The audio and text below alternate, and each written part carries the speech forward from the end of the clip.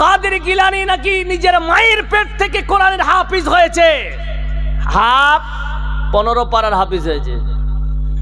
এত প্রয়োজন ছিল তার, এটা মিথ্যা তথ্য দিয়েছেন। যদি এটাই সত্য হয় তাহলে আসেন কোরআন দিয়ে কি বলছেন, আল্লাহ রাব্বুল আলামিন কি বলছেন শুনেন। আল্লাহ রাব্বুল আলামিন বলছেন, বিসমিল্লাহির রহমানির রহিম, ওয়াল্লাহু আখরাজাকুম মিন বুতুনি উম্মাহাতিকুম লা তা'লামুনা শাইয়্যা। হে পৃথিবীর মানুষেরা শোনো, আল্লাহ রাব্বুল আলামিন বলতেছেন, কোন পুরুষ কোন সন্তান মায়ের গর্ভে থেকে যখন ভূমিষ্ঠ হয়, ওই বান্দা কিছুই জানে না, লা তা'লামুনা শাইয়্যা, কিছুই জানে না। তাহলে মুসলমান এই আয়াতের উপরে আবার প্রশ্ন করে দেন, আপনি প্রশ্ন করবেন, আমিও প্রশ্ন করব। ও মাওলানা সাহেব, আপনার কথার সঙ্গে আমরা একমত কি করে হব?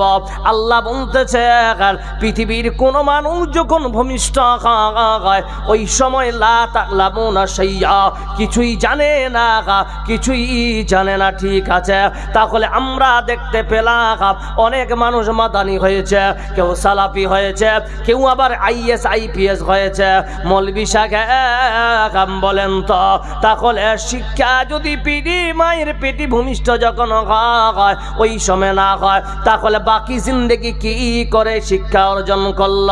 আল্লাহ রাব্বুল আলামিন বলতেছেন, হে গোলাম চিন্তা করবা না, কারণ হলো মায়ের পেট থেকে যখন ভূমিষ্ঠ হয়, আপনাদের এলাকায় কেউ কোনো বাচ্চা যখন ভূমিষ্ঠ হয়েছে আব্বা বলে ডেকেছে? বলুন তো হ্যাঁ না না ডেকেছে? জি না, কেউ ডাকেনি রে ভাই। আল্লাহ রাব্বুল আলামিন বলতেছেন, শোনো, মায়ের পেট থেকে বের হওয়ার সময়, ভূমিষ্ঠ হওয়ার সময় ওই বান্দা কিছুই জানে না, এটাই সত্য কথা। কিন্তু শোনো, আমি দুনিয়ার জিন্দেগিতে প্রত্যেকে মানুষকে 3টা জিনিস দিয়ে দিয়েছি, এই 3টা জিনিস দ্বারা মানুষ শিক্ষা অর্জন করবে। আল্লাহ পাক বলতেছেন, ইন্নাস সামআ ওয়াল বাসারা ওয়াল ফুআদ। আল্লাহ বলছেন, কান দিলাম, চক্ষু দিলাম, কান দিলাম, চক্ষু দিলাম, দিমাগ দিলাম, বুদ্ধি দিলাম। এই 3টা জিনিসের মাধ্যমে বান্দা তুমি শিক্ষা অর্জন করবেন। বলুন নারে তাকবীর, যারা বলেন লিল্লাহি তাকবীর। সুধী মণ্ডলী, আবার এই আয়াতকে যদি আপনি প্রশ্ন করেন, ও আল্লাহ, আপনি বলুন তো এই আয়াতের মধ্যে সর্বপ্রথমে কানকে কেন নিয়ে আসলেন? দ্বিতীয় নম্বরে চক্ষুকে কেন আনলেন? আল্লাহ রাব্বুল আলামিন আপনারাই বলুন তো মুসলমান, চক্ষু দিয়ে বেশি শিক্ষা অর্জন করা যায় না কান দিয়ে করা যায়? জোরে বলেন, কোনটা দিয়ে ভাই? চোখ দিয়ে না কান দিয়ে? হ্যাঁ, এই দেখেন এখানে আমরা গোলমাল লেগে গেছি, কনফিউজ হয়ে গেছে কোনটা দিয়ে। সুধী মণ্ডলী, ইন্নাস সামআ, সামআ শব্দের অর্থ হলো কর্ণ, মানে কান। তাহলে 1 নম্বর স্তরে আল্লাহ কানকে আনলেন কেন? এই জন্য বলছি রে ভাই, কোরআন পড়েন। মুর্শিদাবাদে 20 বছর আগে এতগুলো মাদ্রাসা ছিল না, বলুন ঠিক না বেঠিক? যতই মাদ্রাসা বেড়েছে মানুষের চিন্তাধারা আরো গভীর হয়েছে। আমার ছেলেকে কিছু না হলে কোরআনের শিক্ষাটা আমি যদি দিতে পারি, আজকে মহিলা মাদ্রাসা খুলে দিয়েছেন, শেখ একটা মাদ্রাসা খুলেছেন, আলহামদুলিল্লাহ। এই প্রত্যেকটা বড় বড় আলিমের দ্বারাই এত বড় প্রতিষ্ঠান চলছে। উদ্দেশ্য হচ্ছে একটা, ছেলেরা এবং মেয়েরা যেন আল্লাহ এবং রসুলকে নিশ্চিতভাবে তারা চিনতে পারে। আর যেই বান্দা কোরআন হাদিস শিখবে ওই বান্দা পৃথিবীর বুকে তারা চলবে, তাদের দ্বারাই বেশি গুনাহ হবে না ভালো আমল ছাড়া। हकीकत से ये दुनिया बेखबर है, दुनिया की नुमाइश पर नजर है। नमी गोयम के अज दुनिया जुदा बाग बहर कार के बाशी बा खुदा बाश। সুধী মণ্ডলী, তাহলে আল্লাহ রাব্বুল আলামিন কানকে আনার কারণ দেখেন। চক্ষু দিয়ে যেটা শিক্ষা নেওয়া যাবে অনলি পর সামনে, কিন্তু আল্লাহ আপনার আমার একটা নেয়ামত দিয়েছেন যার নাম হলো কান। এই কান দ্বারা মানুষ চতুর্মুখী ইলম শিক্ষা নিতে পারে। বলুন নারে তাকবীর। যদি চুপ থাকেন, পিছনে দেখেন গাড়ির আওয়াজ, ঠিক না ঠিক? আমার পিছনে গাড়ির আওয়াজ মানে আপনার সামনে, একটু স্টপ হন। পিছনে মহিলারা বসে আছেন, কোন ছোট ছোট বাচ্চার আওয়াজ পাবেন কিনা দেখেন। আর আপনি যদি একটু আর স্টপ হন, আপনার বাম সাইডে অনেকে জেনারেটর আওয়াজ পাবেন। আর যদি একটু শান্ত হন, তাহলে আপনার ডান দিকে আপনারা অনেক কিছু শুনতে পাবেন। বলুন ঠিক না বেঠিক? এই জন্য কানকে আল্লাহ এক নম্বরে আনার কারণ হলো আল্লাহ এই কান দ্বারা চতুর্মুখী শিক্ষা মানুষ নিতে পারে, এই জন্য এক নম্বরে রেখেছেন। বলুন সুবহানাল্লাহ। আল্লাহ পাক বলতেছেন চক্ষু দিলাম, এই চক্ষুর কাজ কি হবে? সূরা ইউসুফ এর উত্তর দিতেছেন, বন্ধু আমার, কুল হাদিহি সাবিলি আদু ইলাল্লাহি আলা বাসীরাতিন আনা ওয়া মান ইত্তাবাআনি। বন্ধুরে, এই চক্ষু দিয়ে আপনাকে নির্বাচন করতে হবে কোনটা সহিহ হাদিস, কোনটা জাগাল হাদিস, কোনটা আল্লাহ বলেছেন, কোনটা রাসূল বলেছেন। এই চোখ দিয়ে নির্ণয় করবেন। এই চক্ষু প্রমাণ করে দিবে আপনাকে। আপনি জাগ্রত ইলম নিয়ে, আপনার কাছে যদি জাগ্রত ইলম থাকে, সূক্ষ্ম যদি শিক্ষা থাকে, ওই বান্দার দ্বারাই আল্লাহ দ্বীনের কাজ নিবে। বলুন সুবহানাল্লাহ। আর আপনি যদি জাল জয়ী হাদিস নিয়ে আপনি যদি ঘুরে বেড়ান, পদে পদে আপনাকে ধরবে রে ভাই। আপনি আমল করবেন, আমল করার পাশাপাশি আপনার আমল যদি কবুল না হয়, আপনার আমল যদি কবুল না হয়, তাহলে আল্লাহ রাব্বুল আলামিন বলতেছে তামাম পৃথিবীর সব মানুষকে কেন্দ্র করে, ওরে পৃথিবীর মানুষেরা শোনো, তোমরা আমল করেছ? বলে হ্যাঁ আমল করেছি। আল্লাহ ক্লিয়ার দিতেছে, আল্লাহ ক্লিয়ার দিতেছে। আমিলাতুন নাসিবা তাসলা নাগারান হামিয়া। বান্দা আমল করি করে করে সন্ধ্যার সকাল থেকে নিয়ে সন্ধ্যা পর্যন্ত বান্দা আমল করবে, করে করে তারা থকে যাবে, হাঁপিয়ে যাবে। আল্লাহ বলতেছেন তবুও ওই বান্দার ঠিকানা জাহান্নামে হবে। সুবহানাল্লাহ বলেন একবার জোরে।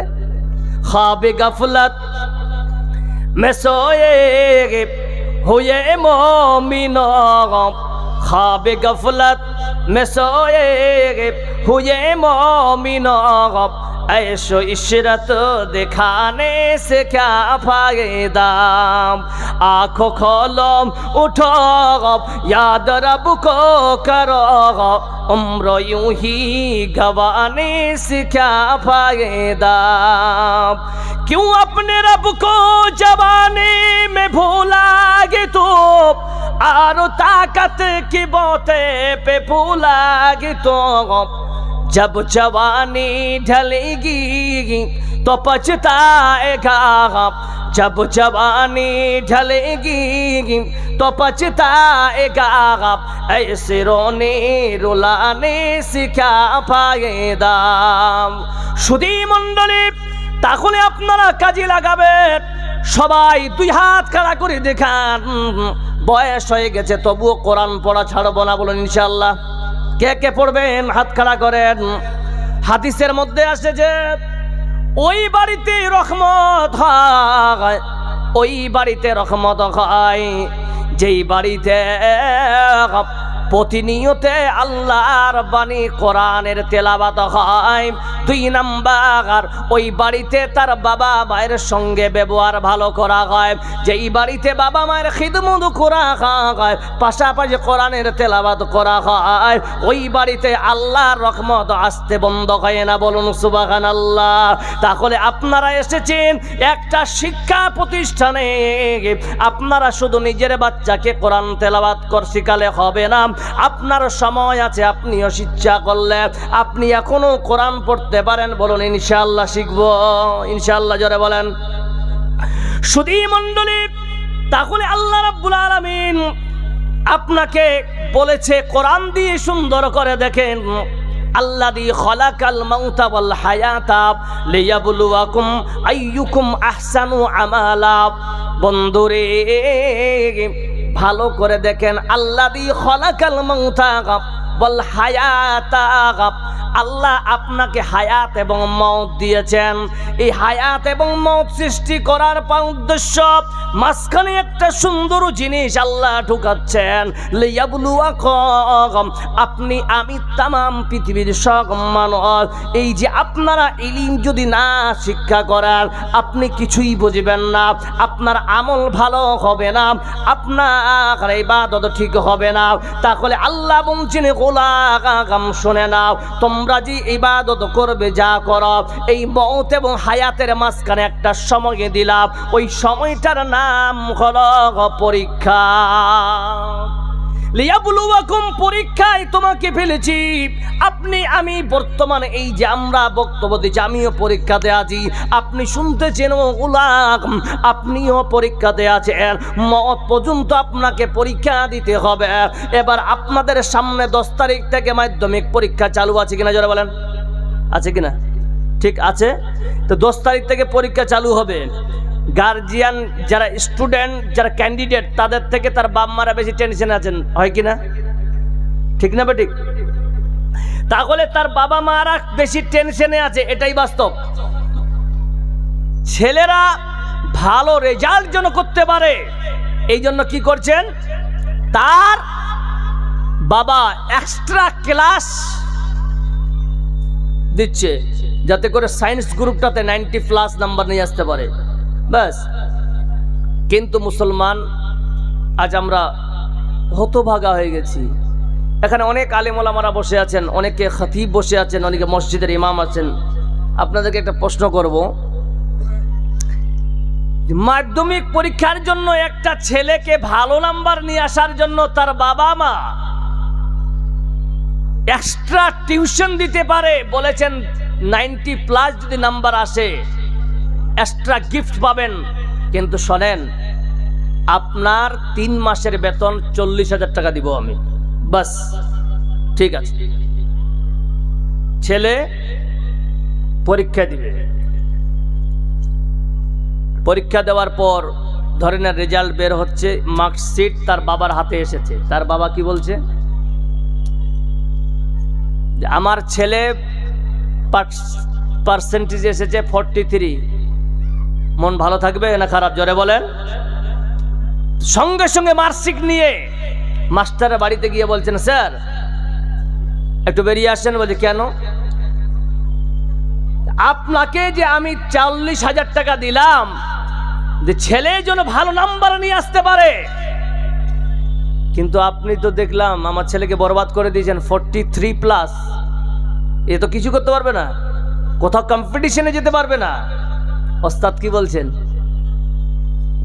যে আমি পড়িয়েছি, আমি পরীক্ষাতে লিখি, আমি লিখিনি, আমার পড়ানোর কাজ আমি পড়িয়েছি। আজ একটা ফর্মুলা নিয়ে নেন, একটা ফর্মুলা দিচ্ছি আপনাকে, বাস। ফর্মুলা হচ্ছে এই, যে পৃথিবীর বুকে একটা সম্প্রদায় আছে, যে সম্প্রদায় আল্লাহকে ভয় করে। সেই সম্প্রদায়ের নাম কি? ইন্নামা ইয়াখশাল্লাহু মিন ইবাদিহিল উলামা। যারা ওলামা বলতে শুধু মৌলবি নয়, যাদের কাছে পূর্ণাঙ্গ দ্বীনের জ্ঞান আছে, এরাই আল্লাহকে ভয় করবে। বলুন সুবহানাল্লাহ। জি, তাহলে শিক্ষা যদি আপনার কাছে না থাকে, আপনি রাস্তা ভটকে যাবেন, অন্য রাস্তায় চলে যাবেন। সুধী মণ্ডলী, আজ একটা ছোট্ট ফর্মুলা দিচ্ছি আপনাকে যে আপনার জিন্দেগি কেমন হতে হবে। অ্যাকচুয়ালি আমরা সবসময় 5 ওয়াক্ত নামাজ পড়ি, বাস 5 ওয়াক্ত নামাজ পড়ে আমরা নিজেকে মুসাল্লি মনে করি, বড় আবিদ মনে করি। জি না, কোনোদিন কোনো আলেমের কাছে, কোনোদিন কোনো ইমাম সাহেবের কাছে কোনো মুসাল্লি গিয়ে কোনোদিন বলেছেন যে ভাইজান আমার নামাজটা হচ্ছে কিনা একটু প্লিজ দেখেন তো? কি ভাই কোনোদিন কেউ বলেছে? কিন্তু আজ আপনি নিজের বাচ্চার নাম্বার কম আসার জন্য আপনি মাস্টারকে প্রোটেস্ট করলেন। যেই দুনিয়াবি শিক্ষা আপনাকে বলে দিচ্ছি, দুনিয়াবি শিক্ষা অনলি ফর মানুষকে আশার রাস্তা দেখাতে পারে, আর দ্বীনি শিক্ষা শুধু আশা নয়, ইহকাল পরকাল মানুষকে সাকসেসের রাস্তা দিতে পারে। বলুন সুবহানাল্লাহ। যদি বলেন কে, উদাহরণ দিচ্ছি, মাধ্যমিক দিল, মাধ্যমিক পাস, বাবা মা স্বপ্ন দেখছে এইচএস দিলে প্রাইমারিতে বসতে পারবে, ঠিক না ভাই? ঠিক, এটা স্বপ্ন। HS complete, BA complete, BEd করে, এমএ করে, এবার স্কুল লেভেলে, হাই স্কুল লেভেলে বসবে, এমএসসি বা এসএসসি তে বসবে। এটা মানুষের স্বপ্ন। একবার, দুইবার, 4 বার, 5 বার, 10 বার, 15 বার বসে কোনো কিছু হয় না। এখন ওই ছেলে বর্তমানে বোম্বাইতে গিয়ে হোটেলে কাজ করতেছে। বলুন ঠিক না বে ঠিক? আর কোন মৌলবীকে দেখেছেন বিনা ইনকামে বসে আছে? বলেন, কোন আলেমকে দেখেছেন বিনা ইনকামে বসে আছে? জি, কেউ বলতে পারবেন না। তো দুনিয়ার শিক্ষা অনলি ফর যদি দেন, তাহলে আপনার ছেলে দ্বীনের রাস্তা থেকে, সঠিক রাস্তা থেকে বিগড়ে যাবে। যদি দ্বীন এবং দুনিয়া দুটাই শিক্ষা থাকে, ওই রাস্তা সজাত হয়ে যাবে, ওই বান্দার জন্য রাস্তা সহজ হয়ে যাবে। যারা বলুন সুবহানাল্লাহ। সুধী মণ্ডলী, তাহলে ফর্মুলা হচ্ছে কি? ধরে নেন, তাহলে আমাদেরকে চলতে কেমন হবে এতটুকু শুনে ভালো করে জানবে।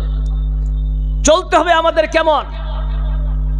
মনে করেন আজ আমি আপনাদের এখানে জালসা করতে এসেছি, নতুন ভাবে বহরমপুরে দাঁড়িয়ে আছি। বুরহান ভাইকে আমি ফোন করলাম যে বুরহান সাহেব আমাকে এখান থেকে রিসিভ করার ব্যবস্থা করেন, এইদিকে তাকান। এই ফর্মুলা হয়তো আপনার জিন্দেগি আপনাকে পাল্টে দিতে পারে। বুরহান সাহেব পাগলের মতো হয়ে গেছে, আমার বাইক তো নাই, কোথাও বাইক খুঁজে পাচ্ছেন না, এখান থেকে ওখান, ওখান থেকে করে করে অনেক সময় দেখবেন ইয়াং জেনারেশনকে, যে এখন ইয়াং জেনারেশনদের একটা প্রিয় গাড়ি হচ্ছে, বাইক হচ্ছে R15 বা KTM। বলুন ঠিক না বে ঠিক? জি, আপনারা আমার ভাষা বুঝতে পারছেন তো? জি, তো KTM গাড়ি অথবা R15। আর R15 গাড়িটা কি করে চয়েস করে মানুষ, আমি কিছু মাথায় ঢুকছে না। ওটা কোনো গাড়ি হলো জি ভাই? পিছনটা আসমানের উপরে আর মাথাটা জমিনের ভিতরে, এটা কি গাড়ি বলে? হাজি জি বলেন তো। এইরকম একটা গাড়ি, একটা ইয়াং ছেলে, হ্যান্ডসাম ছেলে হেলানি দিয়ে দাঁড়িয়ে আছে। বুরহান ভাই বলছেন ভাই সাহেব এই গাড়ি কার? বলছে এটা আমার, কালকে কিনে দিয়েছি আব্বা। তো বলছে একটু বহরমপুর যেতে পারবে? বলছে কেন? বলছে আমার কথা বলছেন যে মৌলানা সাহেব এসছেন, ওকে রিসিভ করতে হবে। তো ওই ছেলে কি বলছে, দাদা গাড়ি আমার, কিন্তু আমি ভালো ড্রাইভার নয়, ভালো ড্রাইভার নয়। কিন্তু হ্যাঁ, এতটুকু আপনাকে স্যাটিসফাই দিতে পারি যে আপনি যদি ভালো ড্রাইভার খুঁজে নিয়ে আসতে পারেন, তাহলে আমি গাড়ি দিয়ে দেব। তাই নাকি? বলে হ্যাঁ। বাস, অনেক সময় দেখবেন গ্রামের গরিবের ছেলে কোন রকম বাড়ি ভিটাটা ছাড়া, জমি জায়গা তো নেই, পরে বাড়িতে কামলাতে চলে, দেখবেন এর গাড়ি ওর গাড়ি, ওর গাড়ি এর গাড়ি করে চালিয়ে চালিয়ে ভালো ড্রাইভার হয়ে গেছে। আছে কিনা এরকম? আছে না? ওই ছেলে ইতিমধ্যে রাস্তা দিয়ে হাঁটতে হাঁটতে হাঁটতে আসছেন। বুরহান ভাই বলছে, ও ভাই শুনো, তুই ভালো গাড়ি চালাস না? বলে হ্যাঁ চালাতে পারি। বলছে এই গাড়িটা চালাতে পারবে? তো যখন বলছে এই গাড়িটা চালাতে পারবে, তার মানে R15 স্বপ্নের গাড়ি, ইয়াং জেনারেশনের স্বপ্নের গাড়ি। বলছে হ্যাঁ চালাতে পারবো। তাই একটু বহরমপুর যেতে হবে। ওর মনে মনে কি মনে করে, বাপের জন্ম তো গাড়ি কিনতে পারবো না, কারণ অতগুলো অর্থ নেই। তাহলে স্বপ্ন পূরণের সময় চলে এসেছে। আজকে স্বপ্ন পূরণ করব। স্বপ্ন পূরণ মানে R15 স্বপ্ন মানে কি 100+ গাড়ি না চালালে R15 মজা আছে? হ্যাঁ বলছে নাই, 100-র উপরে স্পিডে না চালালে মজা নেই। ছেলে বাইকে চেপে ফিঙ্গার দিয়ে যখন সেলফে হাত দিতে গেছে তখন নেগেটিভ মাইন্ড নিয়েছে, আমার অ্যাক্সিডেন্ট হতে, জোরে বলেন এবার, এই জায়গাটাতে একটা পয়েন্ট আছে, আমার অ্যাক্সিডেন্ট হতে পারে। আচ্ছা ও একটু আগে কি ভেবেছিল যে আমাকে 100+ চালাতে হবে, না তো মজা আসবে না। এখন কি ভাবছে যে আমার অ্যাক্সিডেন্ট হতে পারে। বাস এই কথাটা তাকে কত দূর অবধি নিয়ে যাচ্ছে দেখেন। নেগেটিভিটি যদি আপনি ভাবেন, পজিটিভ আপনা পাবেন। এই জন্য বলেছি দুনিয়াতে চলবেন সারাক্ষণ আপনি নেগেটিভে ভাববেন। আমার পাশে আমার শেখ এনামুল হক মাদানী সাহেব বসে আছেন হাফিজাহুল্লাহ, ইনি আমার বন্ধু নয়, আমি নাকে নেগেটিভ ভাববো যে ইনি আমার দুশ্মনও হতে পারে, তাহলে আমি বেঁচে যাবো। বলুন ঠিক না বেঠিক? আমার পাশে একজন আমার নিজের ভাই বসে থাকতে পারে, তবুও আমি মনে করবো যে আমার পকেটও মেনে নিতে পারে, তাহলে আমাকে সজাগ থাকতে হবে। বলুন ঠিক না বেঠিক? নেগেটিভ যদি আপনি থাকেন, পজিটিভ এমনিতে আসে যাবে। আপনারা আমাকে মার্ডার করবেন না এমন কিছু, আমাকে টেকেই থাকতে হবে, তাহলে নিজে আমি সজাগ হয়ে যাব। ছেলে যখন সেলফ স্টার্ট দিয়েছে বলছে আমার অ্যাক্সিডেন্ট হতে পারে, ও আর 100-র উপরে গাড়ি চালাবে? কথা বলেন, চালাবে? চালাবে না। সঙ্গে সঙ্গে মনে করবে আমার বাবা মা, আমার একটা ভাই একটা বোন আছে ছোট্ট, আমি যা রোজগার করি আমার বাবা মা ছোট্ট ভাই বোনদেরকে নিয়ে আমি চলি, যদি আমার বাই চান্স কিছু হয়ে যায় তাহলে আমার বাবা মা আমার এই ভাই বোনদের কে কি হবে অবস্থা? বলুন ঠিক না বেঠিক? সুধী মণ্ডলী, মুমিন বান্দা যারা হবে, যারা মুমিন বান্দা হবে, শুনে না আল্লাহ রাব্বুল আলামিন বলতেছেন আল্লাযী খালাকাল মাউতা ওয়াল হায়াতা লিয়াবলুয়াকুম ওয়া আইয়ুকুম আহসানু আমালা। বান্দারে তাহলে তোমরা শুনে নাও, এই হায়াত এবং মৌতের মাঝখানে তোমাদের আমি পরীক্ষায় ফেললাম। এই পরীক্ষাতে তোমরা কি লিখবা, কি আমল করবা। আমল কি করবা? ওই আমলের নাম হলো আহসানু আমালা, নেক আমল করবা। নেক আমল করো, খারাপ আমল আল্লাহর কাছে গ্রহণযোগ্য হবে না। বান্দা তুমি ফজর পড়তে এসেছো, ফজরের নামাজ পড়ার পর বান্দা তুমি নেগেটিভিটি ভেবেছো আল্লাহ আমার ফজরের নামাজ কবুল হয়নি। এখানে যারা আছেন মাগরিবের নামাজ পড়লেন, ইশারের নামাজ জামা বাইনা সালাতিন হলো, আচ্ছা বলেন তো কার কার নামাজ কবুল হয়েছে? হাত খাড়া করেন তো, বলতে পারবেন? নাই। তাহলে এত বাহাদুরি কিসের? এত আপনাদের বাহাদুরি কিসের যে আপনার আমার কবুল হলো না? আপনি ভাবছেন নামাজ পড়লাম, মসজিদের মুতাওয়াল্লি হয়ে গেলাম, মসজিদের ক্যাশিয়ার হয়ে গেলাম। জি না, একটা মুমিন বান্দা সারাক্ষণ নিজেকে একজন অপরাধী মনে করে চলবে দুনিয়াতে। বলুন ঠিক না বেঠিক?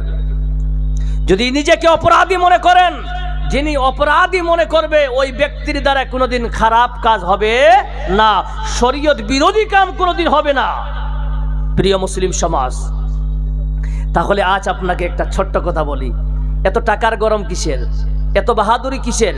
আচ্ছা বলেন তো, আপনার কাছে যদি আমি আর একটা মিসাল দিয়ে দিই, হ্যাঁ, মশা দেখেছেন? মশা মশা দেখেছেন তো? মশা যদি আপনাকে 5 কিলো দেওয়া যায় কত টাকা দিয়ে কিনবেন?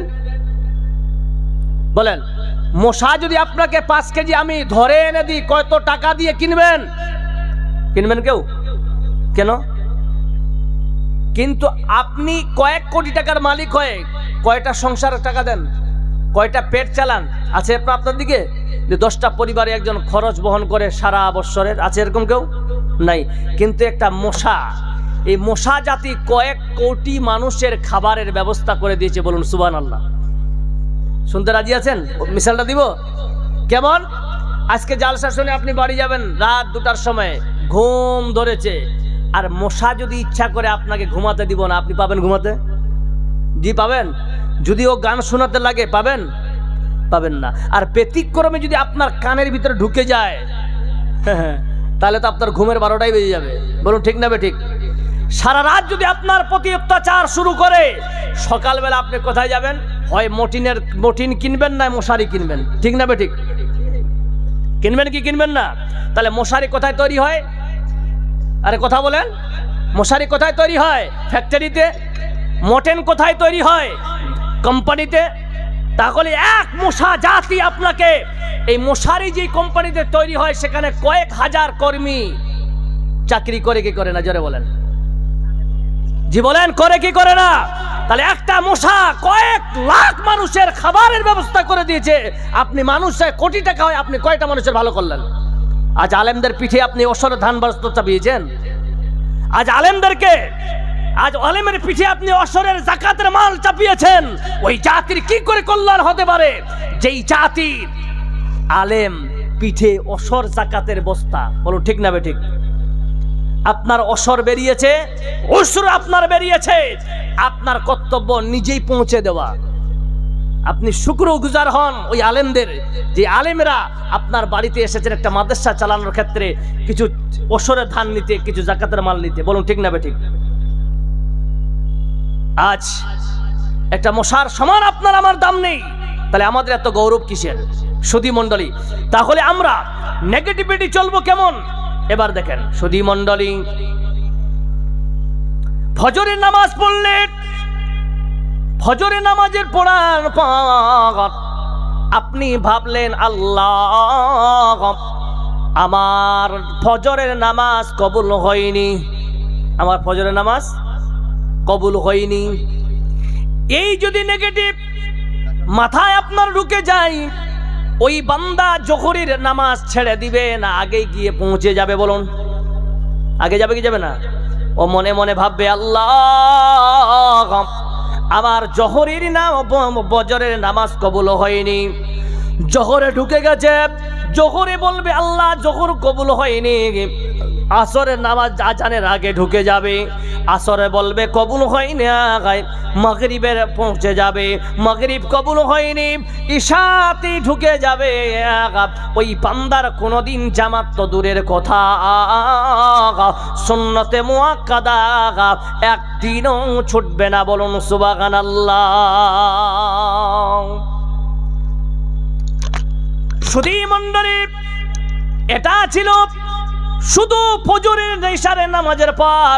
ওই বান্দা যখন ঘুমাতে যাবে, ঘুমানোর সময় ওই বান্দা চিন্তা করবে ফজর থেকে নিয়ে ইশা পর্যন্ত আমার হয়তো একটাও ইবাদত কবুল হয়নি।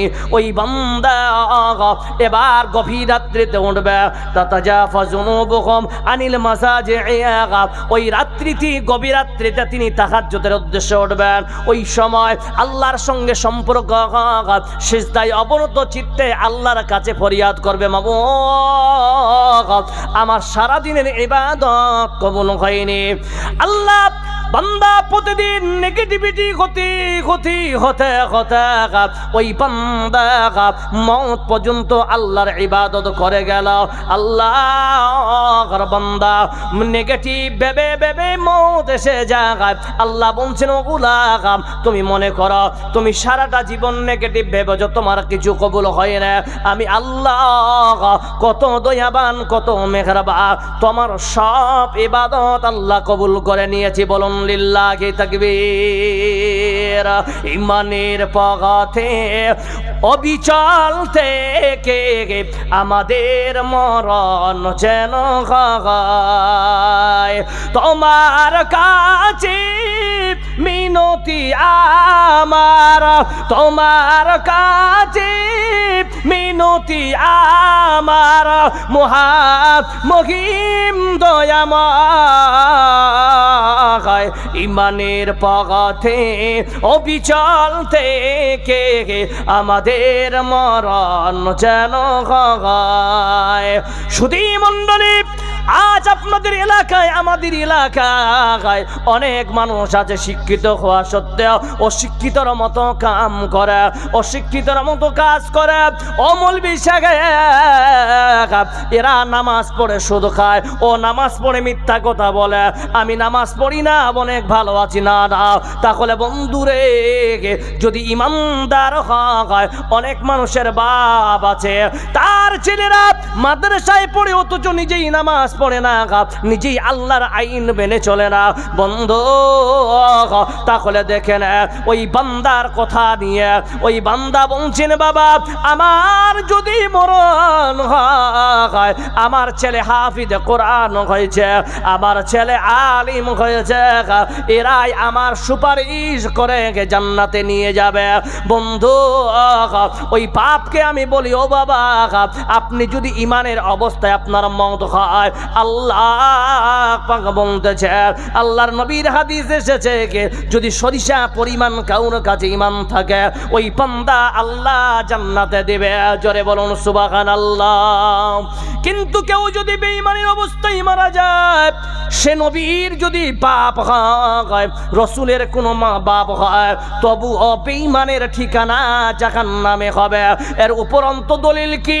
আল্লাহর নবী জনাবে মুহাম্মদ রাসূলুল্লাহ সাল্লাল্লাহু আলাইহি ওয়াসাল্লাম বুখারী শরীফের দ্বিতীয় খণ্ডে বলতেছেন, আন আবি হুরায়রা রাদিয়াল্লাহু তাআলা আনহু ক্বালা ক্বালা রাসূলুল্লাহ সাল্লাল্লাহু আলাইহি ওয়াসাল্লাম ইয়ালকা ইব্রাহিম ওয়া আবাহু আজার ইয়াউমাল কিয়ামাহ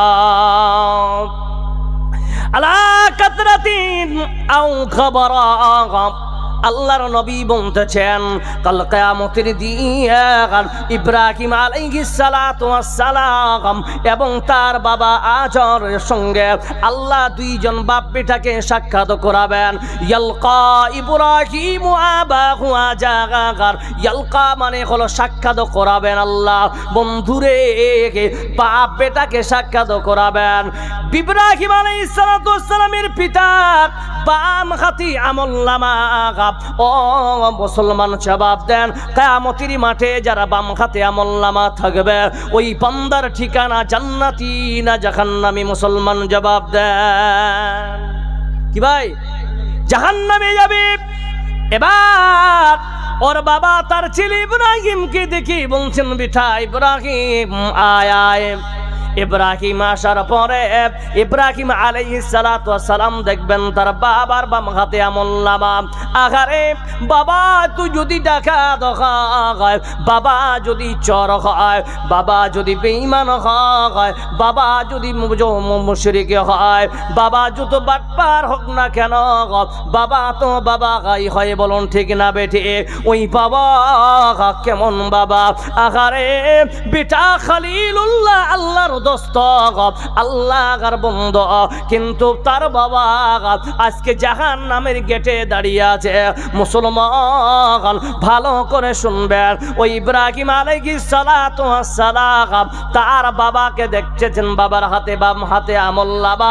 তার বাবা বলছেন ও বেটা ইব্রাহিম শোনো, দুনিয়ার জিন্দেগিতে বেটা তুমি বলেছিলে মূর্তি পূজা করিও না, মূর্তি তৈরি করিও না, মূর্তি বিক্রি করবা না, এই কথাগুলা বলেছিলে রে বেটা। বেটা রে শুনে না, তোমার কথা যদি দুনিয়ার জিন্দেগিতে শুনতাম তাহলে আজকে নবীর বাবা আমার টান হাতে আমলনামা থাকতো। বলুন ঠিক না বেটি? বেটা রে আমি যদি ঈমান নিয়ে মরতাম বেটা তাহলে আমাকেও নবীর বাপ হিসাবে আল্লাহ জান্নাত দিত। বেটা আজকে আমার বাম হাতে আমলনামা আছে রে বেটা। ওকে বেটা জাহান্নামের আগুন বড় কঠিন, জাহান্নামের আগুন বড় কঠিন, জাহান্নামের আগুনের বেটা তাপ সহ্য করা যাবে না। বেটা ইব্রাহিম রে তাড়াতাড়ি করে আমাকে নিয়ে চলো তোমার আল্লাহর কাছে। ওই আল্লাহর কাছে যাওয়ার পর বেটা আমার বাম হাতের আমলনামাটা যদি আমার ডান পাশ হাতে করে দিতে পারো ভাই বেটা আমার জন্য খুব ভালো হয়। আল্লাহর নবী বলতেছে সেদিন তার বাবার দরখাস্ত মান্য করবেন না, বাবাকে নিয়ে আল্লাহর কাছে নিয়ে যাবেন, কিন্তু আল্লাহকে কাছে যাবার আগে কি এমন ভাষা প্রয়োগ করবেন যে ভাষা শোনার পরে আল্লাহ রাজি হয়ে তার বাপকে জান্নাত দিবেন। ইব্রাহিম আলাইহিস সালাতু ওয়াস সালাম বলছেন ইয়া রাব্বি ইন্নাকা ওয়া'আদতানি, ওগো আল্লাহ ওগো আল্লাহ, তুমি ওয়াদা করেছো আজকের দিন আপনি আমাকে বেইজ্জত করবেন না। বেইজ্জতের উল্টা যদি অপোজিট মনে করেন, তাহলে মনে করবেন অপোজিট হলো আপনি আমাকে সম্মান দিবেন। বলুন ঠিক না বেঠিক? বেগো আল্লাহ, আপনি আমাকে সম্মান দিবেন। হাদিসের মধ্যে আছে কেমন সম্মান দিবেন? সেদিন কিয়ামতের দিনে সমস্ত পুরুষেরা নারী সুন্দর, পুরুষ এবং নারীরা উভয় উলঙ্গ অবস্থায় দণ্ডায়মান থাকবে। সেদিন পুরুষেরা খাতনাবিহীন অবস্থায় দণ্ডায়মান থাকবে। সেদিন কোনো মানুষকে কাপড় জান্নাতির পরানো হবে না। সর্বপ্রথমে যাকে জান্নাতির লেবাস পরানো হবে ওই ব্যক্তিটা আদম আলাইহিস সালাতু ওয়াস সালাম নয়, নূহ আলাইহিস সালাতু ওয়াস সালাম নয়, ওই ব্যক্তি হবে হযরত ইব্রাহিম আলাইহিস সালাতু ওয়াস সালাম। জোরে বলুন নারে তাকবীর। সুধী মণ্ডলী, এমন পাওয়ারফুল একজন নবী, তিনি যাচ্ছেন বাবার জন্য সুপারিশ করার জন্য। ও ভাই যারা বলতেছো আজকে আমার পীর বাবা নিয়ে যাবে, কেউ সুপারিশ করবে না। না, আমল যদি বান্দা ভালো হয় তোমার জন্য আল্লাহর কাছে জান্নাত আছে। আর আমল যদি বেকার হয় বান্দা তোমার ঠিকানা কোথায় হবে তুমি নিজেই চিন্তা করো। ইব্রাহিম যাচ্ছেন, আল্লাহ কি এইভাবে বলবেন ও ইব্রাহিম তুমি আমার হলো খলিলুল্লাহ মানে বন্ধু, আর বন্ধু হয় বন্ধুর বাপ কি করে জাহান্নামে যাবে? বলুন ঠিক না বেঠিক? আল্লাহ বলবেন ইব্রাহিম পিছনে নিয়ে আয়। এভাবে বলবে নাকি আল্লাহ? মিজানের পিছনে নিয়ে আয়, তোর বাবাকে আমি বাম হাতের আমলনামাটা ডান হাতে করে দিব। আল্লাহ যদি কাউকে দিতে চান আমরা কেউ কিছু করতে পারবো? জোরে বলেন। সুধী মণ্ডলী, আল্লাহর ও আল্লাহ কি সুন্দর কথা বলছেন শুনুন মুসলমান। ইয়া ইব্রাহিম, ওরে ইব্রাহিম শোন, ইন্নী হারামতুল জান্নাতা আলাল কাফিরিনা।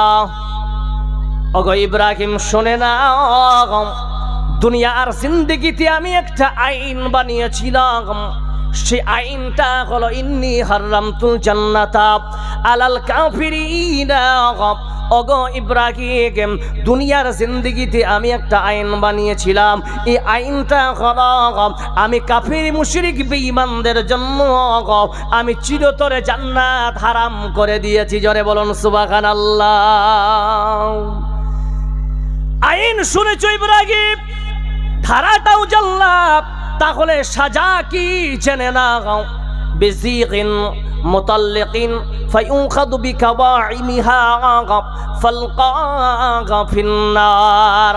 ইব্রাহিম দেখতেছেন, এই মনে করেন স্টেজটা একটা মিজানের মতো, সামনে চতুষ্পদ জানোয়ারের মতো একটা জানোয়ার ঘোরাফেরা করে, ওটা শ্রীগালের মতো, কেউ লিখেছেন কুকুরের মতো। বন্ধু এত বড় ছোট সাইজের একটা শ্রীগালের মতো চতুষ্পদ জানোয়ার ঘোরাফেরা করে। আল্লাহ বলছেন ওই ইব্রাহিম দেখ দেখ দেখ দেখ, এটা কেউ না কেউ না, এই কুকুরটা, এই শ্রীগালের মতো জানোয়ারটা, এই চতুষ্পদ জানোয়ারটা আর কেউ না, এটা হলো তোমার বাবা আজর। এবার ইব্রাহিম তুমি যেহেতু শুনে নিয়েছো, তাহলে আইনটা পাশ করেছি আমি। দুনিয়ার জিন্দেগিতে এই ধারাটাও তুমি জানতে, তাহলে সাজাটা নিয়ে নাও। আল্লাহ রাব্বুল আলামিন বলবেন, ইয়া জাহান্নামের ফেরেশতারা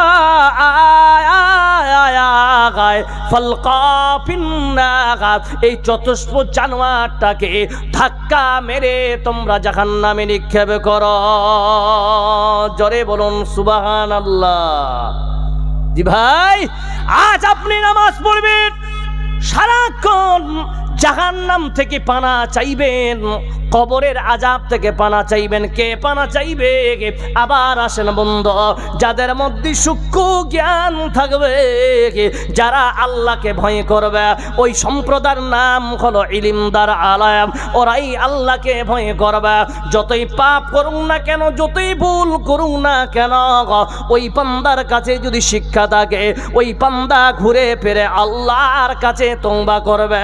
আল্লাহ রাব্বুল আলামিন কোরআন দিয়ে বোঝাচ্ছেন, ইয়া আইয়ুহাল্লাযীনা আমানু তুবু ইলাল্লাহি তাওবাতান নাসুহা।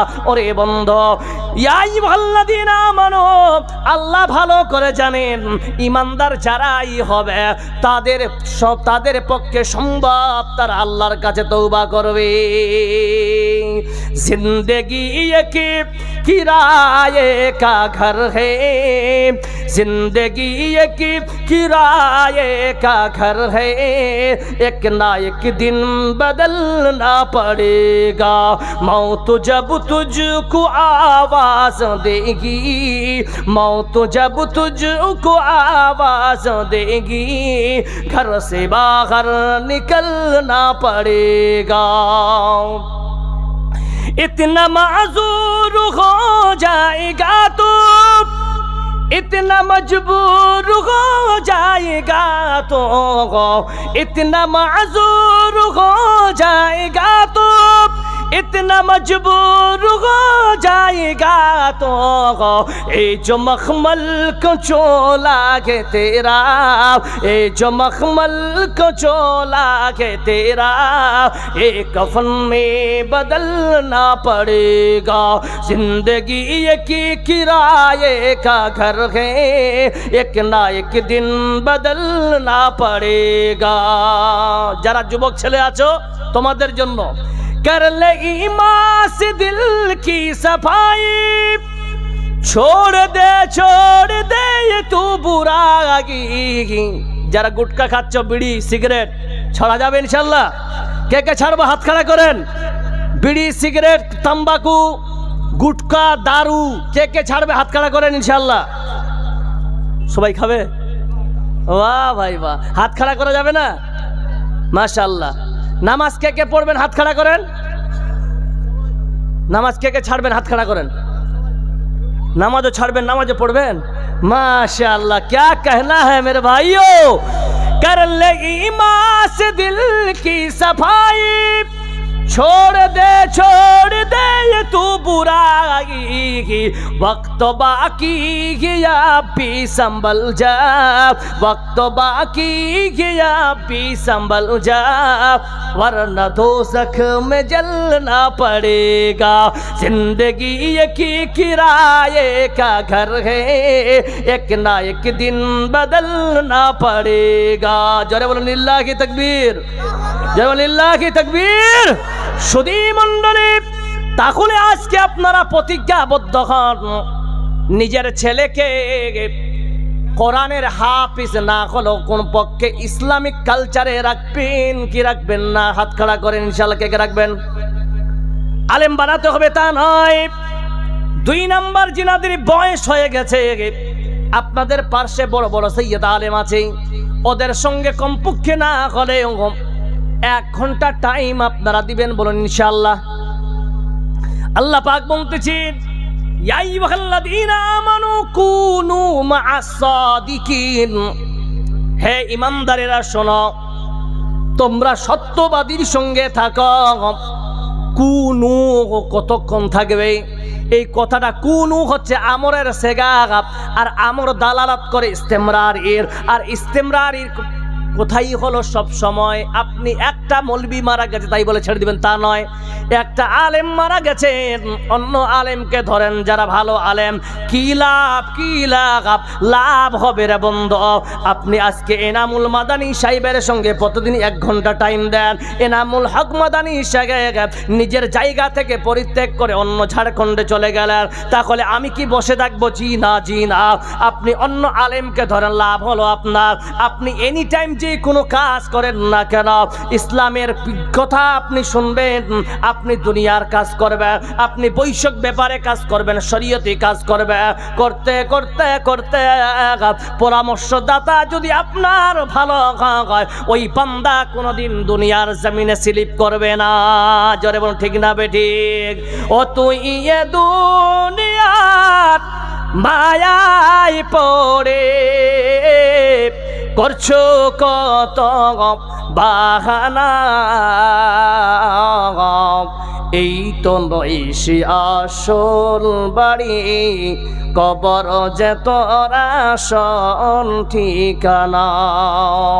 এই তো নয় সে আসল বাড়ি, কবর যে তোর আসল ঠিকানা।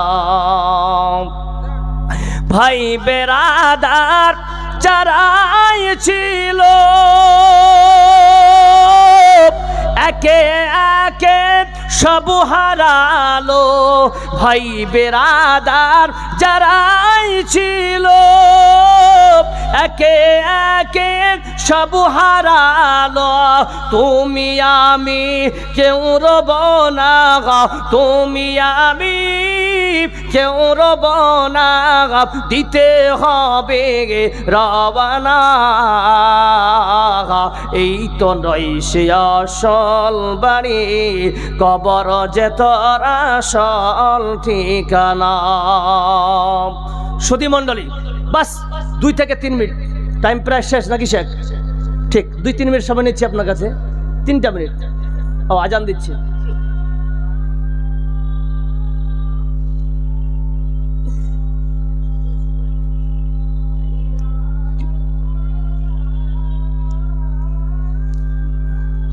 জি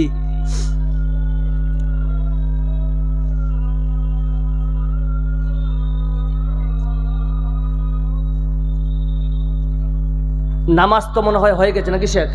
তাহলে আপনারা চুপচাপ বসে থাকেন। হ্যাঁ, তো যাক, নামাজ যেহেতু শেষ হয়ে গেছে তাহলে আমিও সময়টা অপচয় করে 2টা জিনিস আপনাকে 2-3 মিনিটের মধ্যে শেষ করছি ইনশাল্লাহ। 3 মিনিটের মধ্যে 1 মিনিট চলেই গেল সম্ভবত, কারণ শেখের কাছে আমি 3 মিনিট অনুমতি নিয়েছি। দেখেন, ভয় মুমিন বান্দা যিনারা আপনারা শিক্ষিত থাকলে ইমান ঠিক থাকবে, আর ইমানকে টিকিয়ে রাখার জন্য পৃথিবীতে চলবেন, আপনার কোনো সমস্যা হবে না। বলুন ইনশাআল্লাহ, ঠিক আছে? কোনো সমস্যা হবে না। যদি বলেন সূরা তালাকের 1 থেকে 1, 2, 3, 4, 5 নাম্বার অব দি আয়াতগুলো আপনি মানেগুলো দেখবেন, আপনি নিজেই বুঝতে পারবেন যে আল্লাহ আমাদের জন্য কত ফ্যাসিলিটি দিয়েছেন। আল্লাহ তাআলা আমাদেরকে সকলকে যেন বেশি বলার থেকে তার প্রতি বেশি আমল করা তৌফিক ইনাত করে। জোরে বলুন আমিন। আপনাদের কাছে বিশেষ অনুরোধ, কোরআনের শিক্ষা, দ্বীনের শিক্ষা প্রাথমিক স্তরে আপনারা করবেন ইনশাআল্লাহ, প্রাথমিক। তারপর আপনার ছেলেকে বড় বড় অফিসার বানান, আমিও দিল খুলে মুসাফির হিসাবে দোয়া দিয়ে যাব। এইরকম যদি সিস্টেমে আপনারা চলেন ইনশাআল্লাহ, একদিন মুসলমান জাতির প্রতিটা বাড়িতে বাড়িতে এসপি হবে। বলুন ইনশাআল্লাহ। প্রতিটা বাড়িতে আইএস অফিসার হবে, প্রতিটা বাড়িতে ডাক্তার হবে ইনশাআল্লাহ। ওই অভিযান চালু হয়ে গেছে, আর অভিযানে সাকসেস হতে বেশি সময় নেই আলহামদুলিল্লাহ ইনশাআল্লাহ, ঠিক আছে? এই জন্য আলিগড় ইউনিভার্সিটিতে আমি 3 বছর পড়েছি, তো আলিগড় ইউনিভার্সিটিতে ওই জায়গাতে আমি দেখেছি, শেখও জানেন, শেখ ভালো করে জানেন যে ইউপির একটা সিস্টেম আছে, পানওয়ালা পান বানাচ্ছে, তেলাওয়াত করছে। বলুন সুবহানাল্লাহ। আমি বলেছি, দেখেছি যে সকাল 10টার পরে BMW গাড়িতে করে নিজের সন্তানদেরকে স্কুলে পাঠায়, আর ফজরের নামাজের পরে একটা কায়দা আর একটা রেহাল ধরিয়ে দিয়ে 1 কিলোমিটার হেঁটে তাদেরকে পাঠায়। আমি বলেছিলাম যে आप लोग करते क्यों है? बच्चे सबको BMW गाड़ी में तुम्हें भेज सकते हैं मकतब में? कहते नहीं, আরবি পড়ার জন্য কষ্টটা উপভোগ করতে হবে, সে বুঝতে পারুক। এটা আমাদের প্রাথমিক স্তরে লেখাপড়া একটু কষ্ট করতে। বলুন সুবহানাল্লাহ। এই জন্য নিজের ছেলে মেয়েদেরকে সর্বপ্রথমে দ্বীনি শিক্ষা দিবেন, তারপরে স্বপ্ন বড় রাখেন। আল্লাহ তাআলা আমাদেরকে সবাইকে যেন এই মাদ্রাসাটাকে আল্লাহ যেন কবুল করে নেন। খাস করে আমি দোয়া করব, যিনি এই মাদ্রাসার সবথেকে বড় কুরবানি দিয়েছেন, বুরহান সাহেবের আব্বা, আল্লাহ উনাকে জান্নাতুল ফিরদৌস নসিব করে। জোরে বলুন আমিন। আমি এখান থেকে আমার বক্তব্য শেষ করলাম। বলার মাধ্যমে ভাই যদি ভুল ত্রুটি হয়ে থাকে ক্ষমা করবেন। ওয়াখিরু দাওয়ানা আনিল হামদুলিল্লাহি রাব্বিল আলামিন। আসসালামু আলাইকুম ওয়া রাহমাতুল্লাহি তাআলা ওয়া বারাকাতুহু।